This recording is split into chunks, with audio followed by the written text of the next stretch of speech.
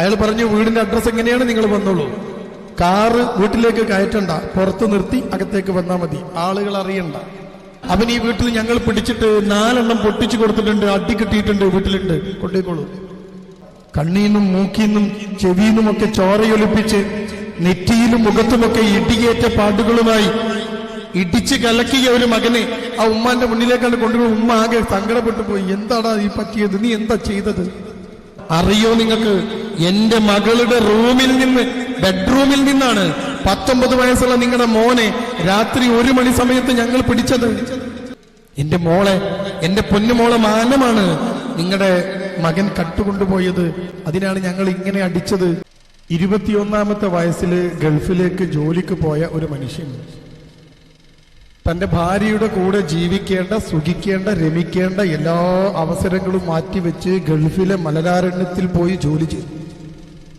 21-ാമത്തെ വയസ്സിൽ ഗൾഫിൽ പോയത്. അതിനിടയിൽ അദ്ദേഹത്തിന് വിവാഹം നടന്നു, മക്കളുണ്ടായി. പക്ഷേ ഗൾഫിലെ ചൂടത്ത് ജോലി ചെയ്ത് പണമുണ്ടാക്കി നാട്ടിൽ അല്പം സ്ഥലം വാങ്ങി ഏറ്റവും നല്ലൊരു വീട് അയാൾ മക്കൾക്ക് വേണ്ടി ഒരുക്കി, ഭാര്യയ്ക്ക് വേണ്ടി ഒരുക്കി. സകല സംവിധാനങ്ങളുമുള്ള വീട്. എല്ലാ മക്കൾക്കും റൂമുണ്ട്, അതിലെല്ലാം കട്ടിലും കിടക്കയുമുണ്ട്. എല്ലാ മക്കളുടെയും തലക്ക് മുകളിൽ തിരിയുന്ന ഫാനുണ്ട്. മുറ്റത്ത് ഇന്റർലോക്ക് ഘടിപ്പിച്ച മനോഹരമായ മുറ്റവുമുണ്ട്. എല്ലാം ഒരുക്കി വെച്ചു ഒരു ബാപ്പ മക്കൾക്ക് വേണ്ടി. പക്ഷേ അയാളുടെ ജീവിതം, കുറെ കാലത്തെ ജീവിതം അങ്ങ് നഷ്ടപ്പെട്ടു. മക്കളൊക്കെ വലുതായി, മൂത്ത മകനും മൂത്ത മകളുമൊക്കെ വലുതായി. 4 മക്കളുണ്ട് ആ മനുഷ്യൻ. മൂത്ത മകളെ കല്യാണം കഴിപ്പിച്ചയച്ചു, അവർക്ക് കുട്ടികളായി. 2ാമത്തെ മകൻ 24 വയസ്സ് പ്രായമുള്ള ഒരു മകനാണ്. അവൻ പഠിച്ച് മിടുക്കനായി ഒരു ജോലിയൊക്കെ ചെയ്തു നിൽക്കുന്നു, വിവാഹം അന്വേഷിക്കുന്നു. അവരുടെ മകൾ, ഒരു മകൾ, ആ മകൾ കോളേജിൽ പഠിക്കുന്നു, പ്രശ്നമൊന്നുമില്ല, ഉഷാറായിട്ട് പോകുന്നു. ചെറിയൊരു മകനുമുണ്ട്, 19 വയസ്സുള്ള ഒരാൺകുട്ടി. ഒരു ദിവസം രാത്രി ഗൾഫൊക്കെ നിർത്തി സ്വസ്ഥമായി താനുണ്ടാക്കിയ വീട്ടിൽ അല്പം കാലമെങ്കിലും ആരോഗ്യത്തോടെ ജീവിക്കണമെന്ന മോഹമായി നാട്ടിലേക്കെത്തിയ മനുഷ്യൻ വീട്ടിലിങ്ങനെ സ്വസ്ഥമായി കഴിയണം. ഭാര്യയും അയാളും കിടന്നുറങ്ങണം. വീടൊക്കെ മനോഹരമാണ്, അത് പൂട്ടി സുരക്ഷിതമാണ് എന്ന് ഉറപ്പുവരുത്തി ആ മനുഷ്യൻ കിടന്നുറങ്ങി. രാത്രി 2:30 മണിയായപ്പോ തന്റെ തലക്കുമ്പുറത്ത് വെച്ചിരുന്ന മൊബൈൽ ഫോൺ നിർത്താതെ ബെല്ലടിക്കുന്നു. 2:30 മണി സമയം. ബെല്ലടി കേട്ട മനുഷ്യൻ ആ ഫോണെടുത്ത് ചെവിയിൽ വെച്ചപ്പം ഒരാൾ അങ്ങേ തലക്കെന്ന് പറഞ്ഞു, ഇന്ന ആളുടെ ബാപ്പയല്ലേ? അയാൾ പറഞ്ഞു, അതെ.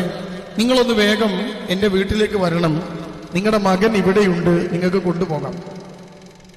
ബാപ്പ ഫോണൊന്ന് എടുത്തിട്ട് ഉറക്കച്ചടവിൽ ഒന്നുകൂടി നോക്കി. അറിയാത്ത ഏതോ ഒരു നമ്പർ, രാത്രി ആരോ പറ്റിക്കുന്നു. അയാൾ ആ ഫോൺ കട്ട് ചെയ്ത് തലക്കുമ്പുറത്ത് വെച്ച് വീണ്ടും ഉറങ്ങി. ഉറക്കം പിടിക്കുന്നതിന് മുമ്പേ ഫോൺ വീണ്ടും ബെല്ലടിച്ചു. അയാൾ വീണ്ടും ഫോൺ എടുത്ത് ചെവിയിൽ വെച്ചപ്പോൾ ഇതേ പ്രസ്താവന വീണ്ടും. ഫോൺ കട്ട് ചെയ്ത് തലക്കുമ്പുറത്ത് വെച്ച് തിരിഞ്ഞു കിടന്നുറങ്ങിയ ആ ഫോണിലേക്ക് വീണ്ടും ഫോൺ വന്നപ്പോ തൊട്ടടുത്ത് അസ്വസ്ഥമായി കിടന്ന ഭാര്യ പറഞ്ഞു, എന്തോ കാര്യമുണ്ടല്ലോ, ഇങ്ങനെ ഒരാൾ നിങ്ങളെ ഈ സമയത്ത് വിളിക്കില്ലല്ലോ. അയാൾ പറഞ്ഞു, നീ എന്താടീ പറയണേ?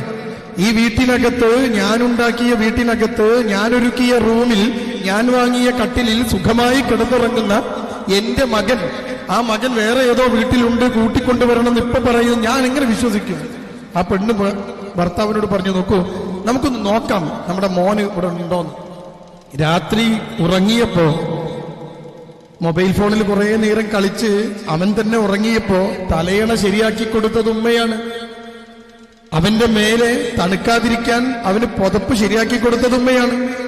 അവൻ രാത്രി ഉറങ്ങിയിട്ടുണ്ട് എന്ന് ഉമ്മക്കുറപ്പാണ്, ബാപ്പാക്കുറപ്പാണ്. വാതിലെല്ലാം സുരക്ഷിതമായി പൂട്ടിയിട്ടുണ്ട്, എല്ലാം ഭദ്രമാണ് എന്നും ബാപ്പക്കറിയാം. എന്നാലും മുകളിലേക്ക് വല്ലാതെ കയറിപ്പോവാതെ കാലിനൽപ്പം പ്രശ്നങ്ങളൊക്കെയുള്ള ഉമ്മയും ബാപ്പയും കൂടി ഉറക്കച്ചടവിൽ രാത്രി 2:30 മണിക്ക് മകന്റെ റൂമിനകത്തേക്ക് കയറി വാതില് തുറന്നു നോക്കിയപ്പോ കറങ്ങുന്ന ഫാൻ അങ്ങനെ തന്നെ കറങ്ങുന്നുണ്ട്. പക്ഷേ കട്ടിലിൽ കിടന്നുറങ്ങിയ മകനെ കാണാനില്ല. ബാപ്പ അന്തം വിട്ട് ചോദിച്ചു, ഇവൻ എവിടെ പോയി? അപ്പോഴാണ് ഉമ്മ പറഞ്ഞത്, നോക്കൂ, ഒരു അപകടം എവിടെയോ മണക്കുന്നുണ്ട്, നമ്മുടെ മകൻ കട്ടിലിലില്ല, വീട്ടിലില്ല. 2:30 മണി സമയം.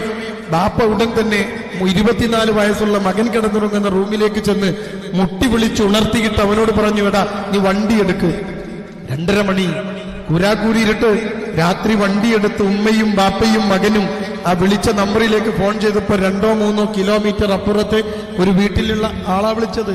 അയാൾ പറഞ്ഞു, വീടിന്റെ അഡ്രസ് എങ്ങനെയാണ്, നിങ്ങൾ വന്നോളൂ, കാറ് വീട്ടിലേക്ക് കയറ്റണ്ട, പുറത്ത് നിർത്തി അകത്തേക്ക് വന്നാൽ മതി, ആളുകൾ അറിയണ്ട.